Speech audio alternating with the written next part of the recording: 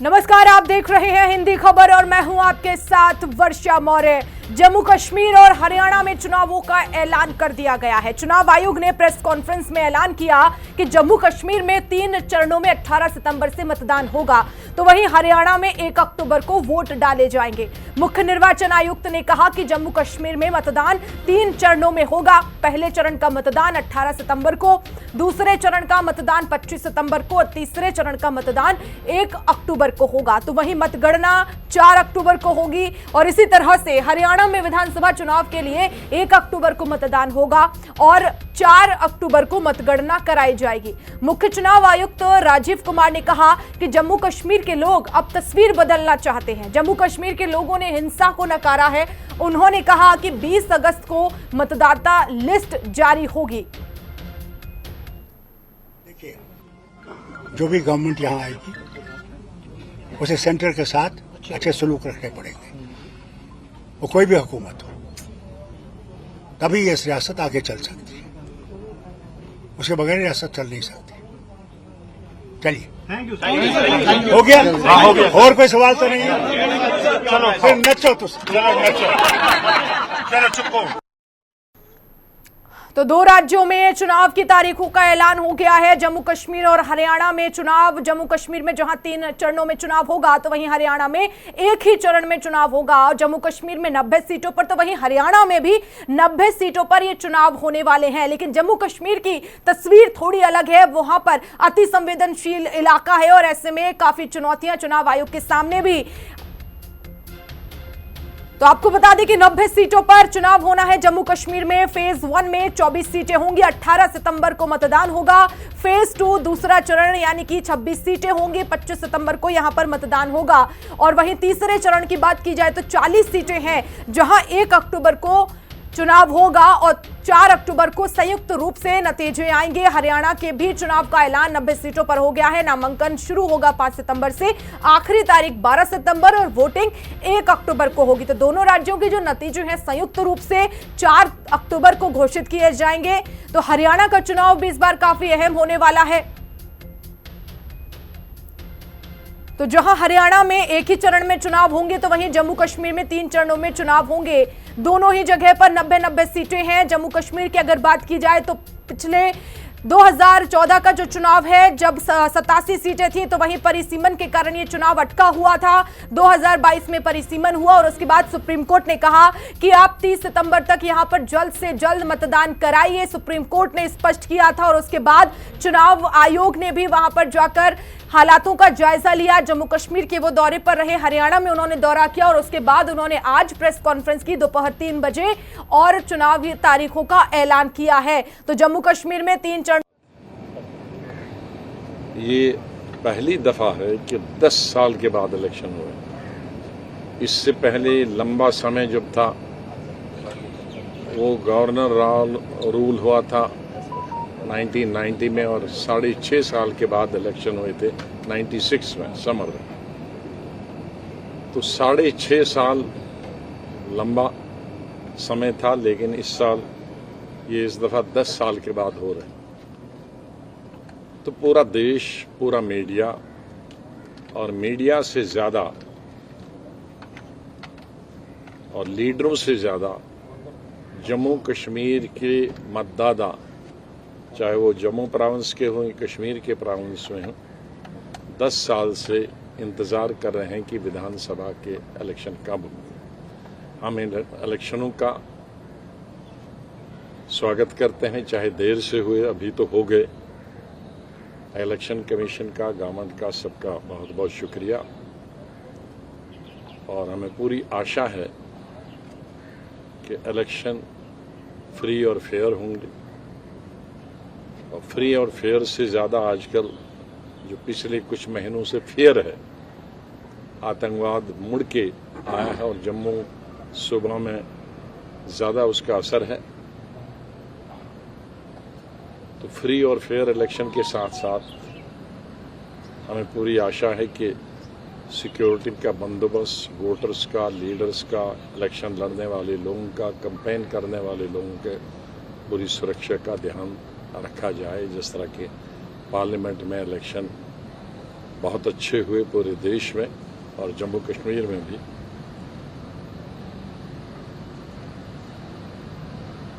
लोग इसलिए ज़्यादा इंतज़ार कर रहे हैं, मैं ये नहीं कहता कि कोई काम 10 साल में नहीं हुआ, लेकिन जो सिस्टम होता है डेमोक्रेसी का, जिसमें एमएलएज होते हैं, रिप्रेजेंटेटिव्स, मिनिस्टर्स होते हैं, चीफ मिनिस्टर होता है, उनके पास लोगों की एक्सेसिबिलिटी बड़ी आसान होती है। सुबह 6 बजे भी जा सकते हैं, 8 बजे भी जा सकते हैं, 9 बजे भी जा सकते हैं, रात को 6 बजे के बाद, 5 बजे के बाद, रात के 12 बजे भी लोग जाते हैं। लेकिन जब इलेक्शन न हो और ऑफिसर्स का रूल हो, in J&K will be held in 3 phases.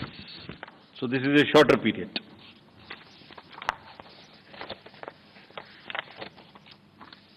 This is a much shorter period, much shorter than even the parliamentary elections, which were 5. 20th of August, just the next day of the Amarnath Yatra being complete, the 19th, would be the date of notification for the first phase, nominations till 27th, the scrutiny on the next day 28th, and date of poll will be 18th of September, and it's a Wednesday. We are also keeping that in mind, not keeping Fridays and Mondays to give a longer holiday spell. Second phase would be on 29th of August, and the statutory period of nominations and all, poll being on 25th of September. And phase 3, nomination on 5th of September, and every voting finishing on 1st of October. So, counting would be on 4th of October, and everything would be over, bind up on 6th of October. We can show you the map also. It's the how the scheduling is being done. The yellow portion is first. The yellow portion would have the districts of Kishtwar, Ramban, Doda on this side, Jammu side, and Anantnag, Pulwama, Shopian, and Kulgaon in the valley. The second phase would be Gandarbal, Srinagar, Badgaon in the valley side, and on the Jammu side, Poonch, Rajouri, and Riyasi. And then the forces move up. So North Kashmir in the upper reaches, and also the Jammu and Udhampur, Samba, and the Kathua region. तो 2 राज्यों में चुनाव आयोग ने ऐलान कर दिया है और 3 चरणों में जम्मू कश्मीर में, तो वहीं हरियाणा में 1 चरण में चुनाव होगा। 2 खास मेहमान हमारे साथ जुड़ गए हैं, उनसे हम ज्यादा चर्चा करेंगे। निवान शर्मा जी जुड़ गए हैं, आम आदमी पार्टी के प्रवक्ता हैं। दिलीप यशवर्धन जी जुड़ गए हैं, वरिष्ठ पत्रकार है। आप दोनों का ही बहुत बहुत स्वागत करती हूँ हिंदी खबर में।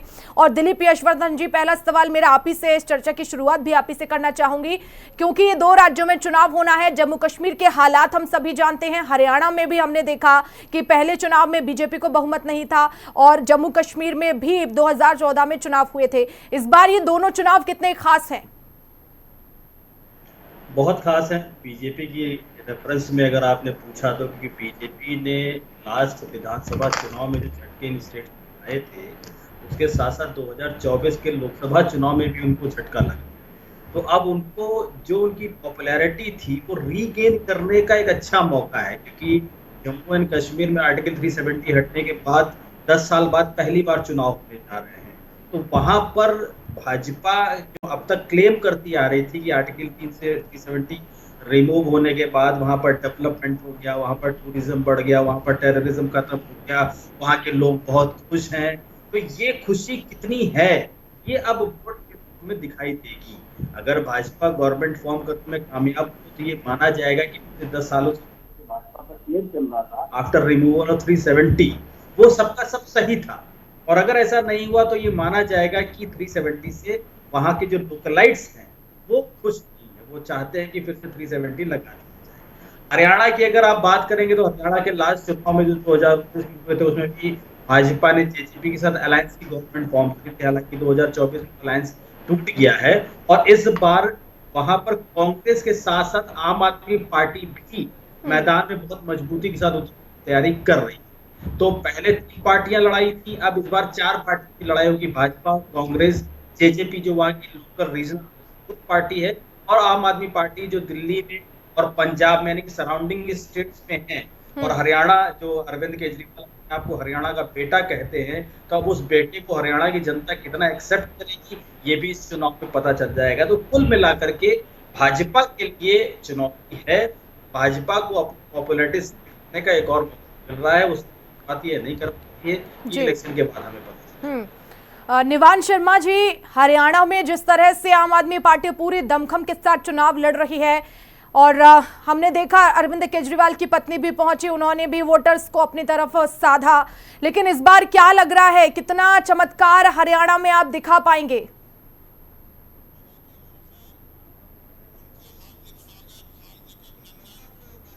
तो निवान शर्मा जी से हमारा संपर्क नहीं हो पा रहा है, हम फिर से जुड़ने की कोशिश करेंगे और इसी सवाल का जवाब उनसे लेंगे। दिलीप यशवर्धन जी, क्योंकि 370 हटने के बाद जम्मू कश्मीर में जो हालात थे, जाहिर तौर पर आपने जो एनालिसिस किया वो सही है कि अगर 370 के बाद अगर बीजेपी को यहां पर बहुमत मिलता तो जाहिर तौर पर लोगों में खुशी है, नहीं मिलेगा तो कहीं ना कहीं नाराजगी। लेकिन वहां पर हमने देखा कि सिनेरियो, पॉलिटिकल सिनेरियो बहुत अलग है, आतंकवाद है, तमाम मुद्दे हैं, चाहे हम विकास की बात कर लें, और 370 पर तो वहां की जो पार्टीज हैं वो भी खिलाफ हैं। तो जाहिर तौर पर बीजेपी के लिए तो एक बड़ी चुनौती है यहाँ पर। देखिए, लोकल पार्टीज के खिलाफ होने के कारण कुछ और थे। आर्टिकल 370 हट जाने से अगर सबसे ज्यादा किसी को नुकसान था तो वहां की रीजनल पार्टीज को, क्योंकि उनका प्रभुत्व खत्म हो गया था। अभी तक एक बादशाहत चली आ रही थी उनकी डेमोक्रेसी के नाम पर, वो बादशाहत खत्म हो गई थी और वाकई में वहां पर डेमोक्रेटिक प्रिंसिपल्स को अप्लाई करने का एक समय आ गया था आर्टिकल 370 हटने के बाद। और इतने दिन से वहां सरकार चल भी रही थी, आतंकवाद पे काफी हद तक लगाम लगी, हालांकि कुछ दिन पहले आतंकवाद की फिर घटनाएं वहां पर सुनाई दी हैं। अब रीजनल पार्टीज का अपना प्रभुत्व दोबारा से बरकरार होगा कि नहीं होगा, क्या वो डेमोक्रेसी का हवाला देकर वहां सरकार बना पाएंगी या नहीं बना पाएंगी? क्या भाजपा ने ये क्लेम किया था कि उन्होंने जम्मू कश्मीर को एक स्टेट बना दिया, कश्मीर का आर्टिकल खत्म किया और वहां पर बहुत सारे डेवलपमेंट की बात की, और तो डेवलपमेंट हुआ भी है, दिख भी रहा है, और वहां पर जो बहुत सारी घटनाएं कश्मीर से सुनाई जाती थी उस की सारी बंद हुई हैं, वहां पर टूरिज्म वाकई बढ़ा है। लेकिन वहां का लोकल आदमी, क्योंकि आर्टिकल 370 को रिवोक कर पाना ये सरकार के हाथ में था, दोबारा से लगा पाना भी सरकार के हाथ में, वहां की जनता के हाथ में कुछ नहीं। जनता अपनी इच्छा को वोट के माध्यम से ही बता पाती है। अब जनता खुश है या नहीं खुश है, ये बात चुनाव के बाद आपको पता चल जाएगी। जी निवान शर्मा जी, आवाज पहुंच रही है आप तक? जी, क्या तैयारियां हैं? हरियाणा में चुनाव होने वाला है 1 अक्टूबर को और ऐसे में अरविंद केजरीवाल इस समय जेल में है, मनीष सिसोदिया बाहर है, अब तैयारियां युद्ध स्तर पर करनी होंगी सर?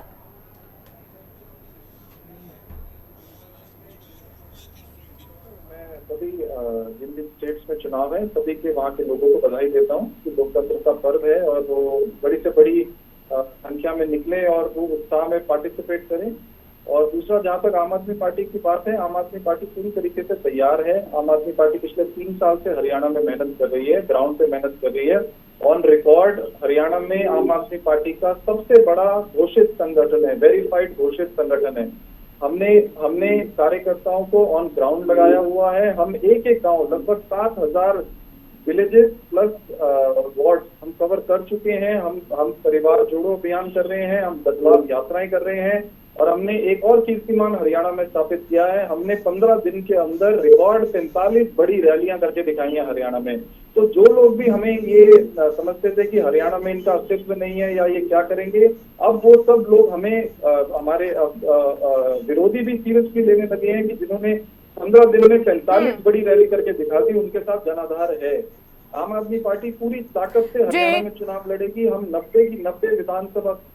जी बिल्कुल सर, मैं लौटूंगी आप दोनों ही के पास। और चुनाव तारीखों का ऐलान जम्मू कश्मीर में हुआ है और ऐसे में उमर अब्दुल्ला जो नेशनल कॉन्फ्रेंस के अध्यक्ष हैं, उन्होंने क्या कुछ कहा, सुनिए। यहाँ लोगों की अपनी हुकूमत थी नहीं और उसका खमियाजा भी हमने भुगता है। आज चलिए देर आए दुरुस्त आए, इलेक्शन कमीशन के तरफ से 3 फेजेस में इंतखाबात के तारीख का ऐलान हो चुका है और बड़ी जल्दी से जो है ये शेड्यूल जो है समाप्त होगा। शायद 87-88 के बाद ये पहली मर्तबा है कि इतने कम अरसे के अंदर और इतने कम फेजेस में इलेक्शन जो हैं जम्मू कश्मीर में कराए जा रहे हैं। जाहिर सी बात है कि पॉलिटिकल पार्टीज़ के लिए ये एक नया तजुर्बा होगा, लेकिन मैं नेशनल कॉन्फ्रेंस के तरफ से इतना ही कह सकता हूँ कि हम पहले से ही इस दिन की तैयारी में लगे हुए थे और बिल्कुल फौरी तौर हम अपना इलेक्शन का सिलसिला जो है वो शुरू कर लेंगे। हुजूर, फिर इलेक्शन क्यों लड़ते अगर उम्मीद नहीं होती? उम्मीद पर तो जिंदगी है, जिसको उम्मीद नहीं है उसके पास जिंदगी ही नहीं है। स्टेटहुड के लिए एनसी का क्या हम लोग चाहते हैं स्टेटहुड आए, न सिर्फ एनसी, सारी जितनी पार्टीज जहाँ की है वो डिमांड करती है कि होना चाहिए और गवर्नमेंट ऑफ इंडिया का वादा है कि स्टेटहुड होगा और पूरा स्टेटहुड होगा। और वहीं हरियाणा विधानसभा चुनाव को लेकर भी तमाम राजनीतिक दलों से प्रतिक्रियाएं सामने आ रही हैं। संदीप पाठक हरियाणा से और वहीं मनोहर लाल खट्टर भी, उन्होंने भी कुछ कहा है चुनाव की तारीखों को लेकर। क्या कुछ कहा, सुनिए। आज हरियाणा में चुनाव की घोषणा हो गई है। 1 अक्टूबर को चुनाव है और 4 अक्टूबर को चुनाव के नतीजे आएंगे। हरियाणा की जनता ने सारी राजनीतिक दलों को बार बार मौका दिया है। कोई भी ऐसी पार्टी नहीं है जो ये कहे कि उनको मौका नहीं मिला है, लेकिन जनता को क्या मिला? सिर्फ धोखा। इस बार हरियाणा की जनता इनके सारे कारनामों पर पानी फेरते हुए बदलाव के लिए अरविंद केजरीवाल जी को वोट देगी और अरविंद केजरीवाल जी की पार्टी आम आदमी पार्टी इस बार बहुत सारी सीटें जीतेगी। मेरा ये मानना है कि अगर आप ईमानदारी से काम करते हो तो ईश्वर आपकी मदद करते हैं। केजरीवाल जी को चाहे ये जेल में बैठा के रखे हो, लेकिन उनकी पार्टी दिन दूनी और रात चौगनी आगे बढ़ रही है। भगवान की असीम कृपा है और ईश्वर स्वयं चाहते हैं इस बार की हरियाणा में बदलाव हो। हम पूरी तरह से तैयार हैं। हमारा चुनाव प्रचार तो क्योंकि पहले से चल रहा है, इसलिए जितना जल्दी होगा उतना ही अच्छा रहेगा। हम तो चाहते हैं कि जल्दी हुआ तो अच्छी बात हुई है और हमारे पास चुनाव प्रचार के लिए अलग से हमें चुनाव घोषणा होने के बाद समय की जरूरत होती है, ऐसा नहीं है। हमारा कार्यकर्ता तो दिन रात और हमेशा तैयार रहता है, चुनाव कभी आ जाए। चुनाव आया है, इसका मैं स्वागत करता हूँ और हम इस चुनाव में सफल होंगे। राहुल गांधी एक रथ यात्रा निकालने वाले हैं हरियाणा में, क्या लगता है? कोई कुछ भी निकाले, लेकिन इन कांग्रेस के इन बातों का कोई असर हरियाणा की जनता पर पड़ने वाला नहीं है, क्योंकि 10 साल पहले जो पूर्व में भूपेंद्र हुड्डा की 10 साल की सरकार रही, उस समय हरियाणा की जनता ने जो भोगा, उस समय हरियाणा की जनता जिस प्रकार से पिसी, जिस प्रकार का धींगा मस्ती का राज उस समय होता था, आज भी जब हरियाणा की जनता उसको याद करती है तो रोंगटे खड़े हो जाते हैं। हरियाणा की जनता इतना भूलने वाली नहीं है, उन चीजों को याद रखती है। राज्यों में करा पा रहे हैं, 4 में ही नहीं करा पा रहे इकट्ठा, तो ये कारण हमें नहीं समझ में आया। अब आज हारे या कल हारे, हार तो इनको निश्चित है। इनके लिए हो सकता है अपने सदमे को वो पहले अक्टूबर में छोटा सदमा लेंगे, फिर दिसंबर जनवरी में बड़ा सदमा लेंगे। होता है, एक उम्र के बाद लोग सदमा लेने की जो क्षमता है वो घट जाती है। हम तैयार हैं, हम पूरी तरह से जीत के प्रति आश्वस्त हैं, क्योंकि हमने लोगों के मुद्दे उठाए हैं और लोग हमारे इसलिए साथ खड़े हैं। जम्मू कश्मीर को ले लीजिए, पूर्ण राज्य का एक दर्जा उनसे छीन लिया गया और उनको यूनियन टेरिटरी बना दिया गया। इस मांग को लेकर वो व्यथित हैं। हमने उनकी इस मांग को बार बार दोहराया है, हमारे नेता राहुल गांधी ने दोहराया, खड़गे साहब ने दोहराया, पूरा इंडिया गठबंधन इस मांग में उनके साथ खड़ा। तो बीजेपी, कांग्रेस और आम आदमी पार्टी के नेताओं की आपने प्रतिक्रिया सुनी और मेहमान हमारे साथ लगातार बने हुए हैं दिलीप यशवर्धन जी, क्योंकि 2014 में हमने देखा जम्मू कश्मीर में जिस तरह से पीडीपी को जो है बहुमत मिला, भारतीय जनता पार्टी को वहां पर 23 सीटें मिली, लेकिन वो गठबंधन टूट गया था 2016 में। अब क्या लगता है कि किस तरह से यहाँ पर हम चुनाव को देखें, क्या यहाँ पर गठबंधन काम आएगा, बीजेपी कितने दमखम के साथ यहाँ पर चुनाव लड़ रही है, क्या वो कॉन्फिडेंट है कि जो उन्होंने काम किए उसको लेकर जनता उन्हें जरूर वोट करेगी? देखिए, भाजपा अगर पूरी तरीके से कॉन्फिडेंट होगी तो वो किसी के साथ गठबंधन नहीं करेगी। ऑल्दो गठबंधन एक पॉलिटिकल अपॉर्चुनिटी है जो हर पार्टी उठाना चाहती है, depending on the scenario of that state, कि वहां पर किस तरह की राजनीतिक समीकरण बन रहे हैं, उसके हिसाब से वो गठबंधन करती है और तोड़ देती है। भाजपा अगर अपने कामों के प्रति आश्वस्त है और उसका जो क्लेम है पिछले 10 सालों से आर्टिकल 370 हटाने के बाद, अगर उस क्लेम पर वो डिटरमिन्ड है, तो मुझे लगता है कि वो किसी के साथ उसको गठबंधन नहीं करना चाहिए और अकेले चुनाव में उतरना चाहिए। और अकेले चुनाव में उतरने से तो अपनी वास्तविकता का पता भी चल जाएगा। बाकी गठबंधन के लिए ये प्रिडिक्ट कर पाना कि भाजपा करेगी या नहीं करेगी, ये बड़ा अनसर्टेन होता है, क्योंकि पॉलिटिकल पार्टी किसी भी मूवमेंट पर कोई भी फैसले ले सकती हैं, जो मतलब अपने फेवर में भी और अपने अगेंस्ट भी, दोनों बात होती है। तो मैं इस पर कोई क्लेम नहीं करता हूं कि वो गठबंधन करेंगे या नहीं। लेकिन जो लोकसभा चुनाव हुए यशवर्धन साहब, उसमें भारतीय जनता पार्टी को 2 सीटें मिली, 2 एनसी को और 1 निर्दलीय को। यहां पर पीडीपी ने खाता भी नहीं खोला। और अब ऐसे में क्या माने कि जम्मू कश्मीर में एक भारतीय जनता पार्टी मुख्य तौर पर एक महत्वपूर्ण पार्टी बनकर उभरने वाली है? सर, समय की कमी है, जल्दी से आपसे जवाब चाहूंगी। मुख्य कंटेंडर के रूप में जरूर उभरने वाली है। मुख्य पार्टी बन के उभरेगी कि नहीं उभरेगी, इस पर क्वेश्चन मार्क है, लेकिन हाँ, मुख्य कंटेंडर जरूर है। और राज्यसभा और लोकसभा जी सर, समय की बेहद कमी है, माफी के साथ। बहुत शुक्रिया तमाम चर्चा में मेरे साथ